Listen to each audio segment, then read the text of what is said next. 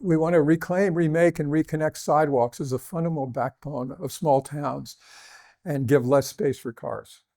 That's it, okay? You do that and you will rebuild your town into an active place. And who's going to let you do that? You, as citizens. So I'm going to start with Great Barrington. And where's our friend from Great Barrington? Yes, and you know this scene. This is the perfect road from a traffic engineer's point of view. They've got wide lanes, they've got the bike lane, they have turn lanes, and then they have sidewalks like that. That doesn't work. Don't listen to whatever a traffic engineer says, do the opposite, and you'll be building your community. And so when you start getting sidewalks and you double load the sidewalks because you're not enough space, all of a sudden you find that a lot of people want to be there. You know people are coming to connect. When this guy comes in, free magic for a smile. I mean, that's a pretty good come on. You know what he wants to do, and he wants to be with people, and he wants to give pleasure and joy to people. And you know those people, they've been walking downtown for years. This is what we would call a killer intersection. And that is the library, which should be in downtown, but it's not in downtown because of the killer intersection. It keeps it out of the downtown. So you don't go downtown to the library and then walk through the downtown and go to the library, park, and then go somewhere else with your car. So this intersection is one of the best intersections in the United States. It's got the corner. And every corner is a good corner. And it has seating and it sucks people in. And one of the metrics is groups. There are very few single people. It's always groups. And these are just a few of the groups. And they all hang out there. You know, that the corner is where people hang out. You know, when you think about a corner almost anywhere else, what you're thinking about, they're waiting and they want to go across and all that kind of stuff. They're not waiting. They're socializing on the corner. And sometimes the light changes and they go, and sometimes they continue to socialize. So it doesn't get better than that. And so how do you get that? Because that's gold. That is not just gold, it's diamonds. And what you really need in every city and in every neighborhood to have happen. And then what you do is you get these people in groups. Whenever we went to town, these are the places we would go to. We didn't have one town that we would really go to all the time. So New Haven was where we would come to go to Claire's. And so we worked with Claire and we widened the sidewalk on that corner and gave Claire the 100% corner in downtown New Haven. Everyone knows that corner because it's on the green and it's the gateway to Yale. So you see, when we widened the sidewalk down there on the bottom, it created the space that has made Claire really prominent. If you can get more corners like that, your whole city will change. You know, this is in our neighborhood in Brooklyn, and guess what? Children can roam free because there's sheds on the curbside. And many of the parts of our neighborhood street, you could have families sitting there all the time and kids there. So, and Kathy's in a wheelchair. We can't get into most of the restaurants. So we have to be outside watching and talking to people as they come by and getting our food out there. So we, as a couple, need them separately, but every family needs them. The only problem with this is you get a lot of congestion of baby carriages. And then going up to Saratoga Springs, a place I love, it's the same width road, but there's a lot of friction. There are no turn lanes. So you literally drive on the road at maybe 20 to 25 miles an hour because it's such an interesting place to be. And one of the key things they have is they have 30-foot sidewalks. And this is one of the most beautiful historic towns in New England. It's, Middlebury. And Middlebury is all 4-lane roads going all around, leading to nowhere. And then Guilford, which is probably where we went more than any other place, is fascinating, but they have a killer intersection. That sign that where Guilford says, that's a killer intersection. And the other one next to it. Because what happens is cars come in there and they have the prominent, dominant role instead of people and the kind of social life that you could have. And then the library is over there, but you can't get to the park from the library because the library you enter from the back. So people don't go downtown to the green and then also to the library. They're in another part of the town. Just think if you narrow the road down and you expanded some of these intersections right in the corner there, you would have a major gathering place. And then this is in California, in Carmel, and they let the trees grow.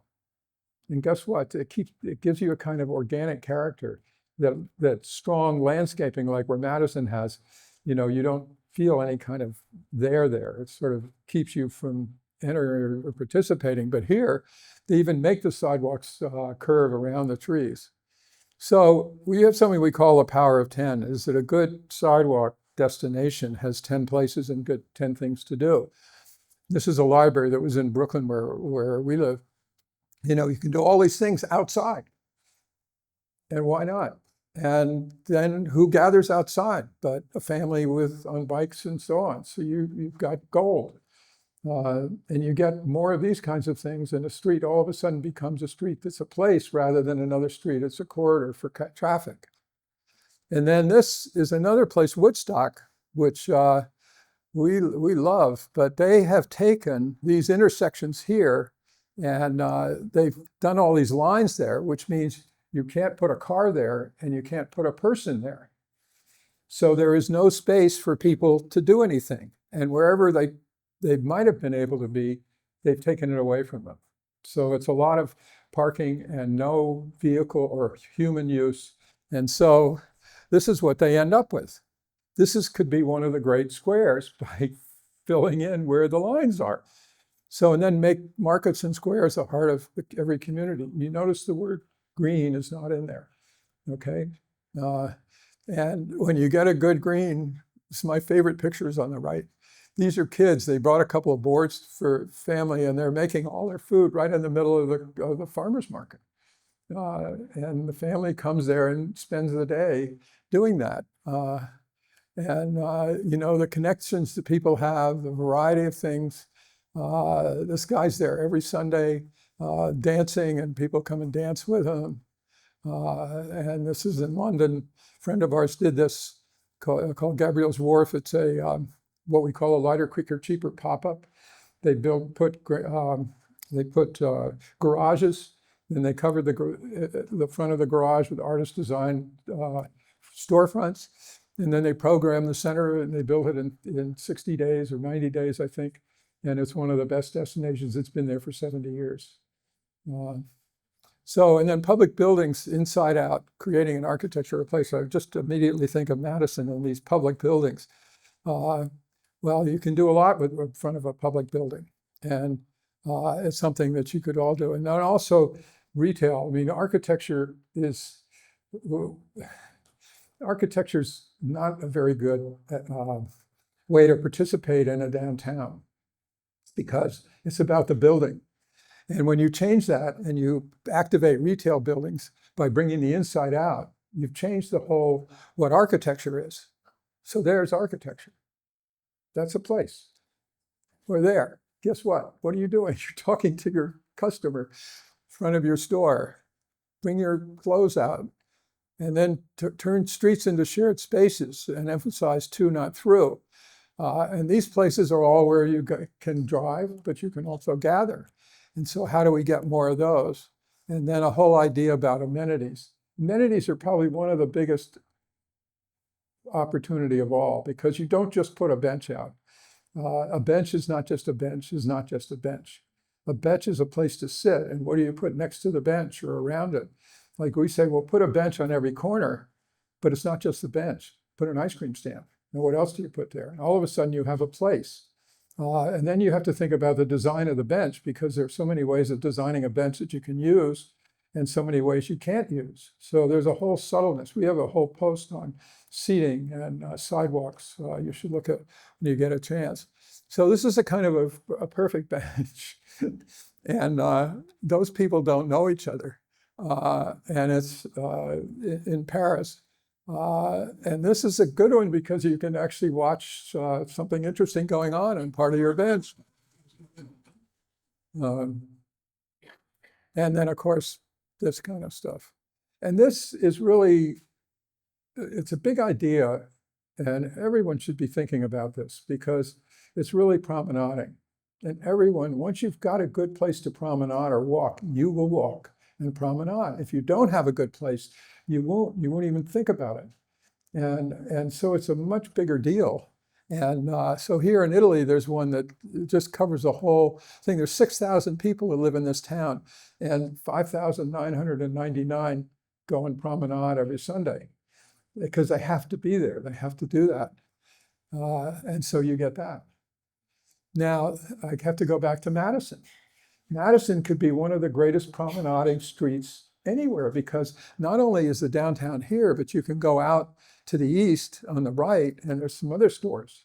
And it's kind of a beautiful walkway on that end and down here. And then you go a little further and you get to a road that goes down to the water. So it has all the potential for it, but it also has the widest road. This road is wider than 95, which is only a half a mile away. So what are you trying to do? Do you want people to be in your town, and you don't see many people because the stores aren't that busy? And anyway, so places to hang out. This is a great one. How many cups of coffee can you have? And these are the. So, and then creating social life for all, make it fun for everyone.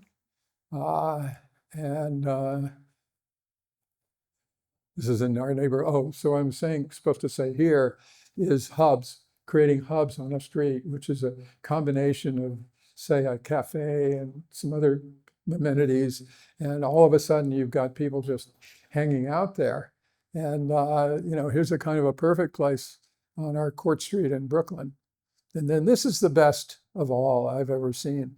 This pharmacy is a soda fountain, but on the outside, it's the gathering place for the community, and the community is largely Italian, and they will come there and sit, and you don't have to buy anything to sit here. You can come and gather.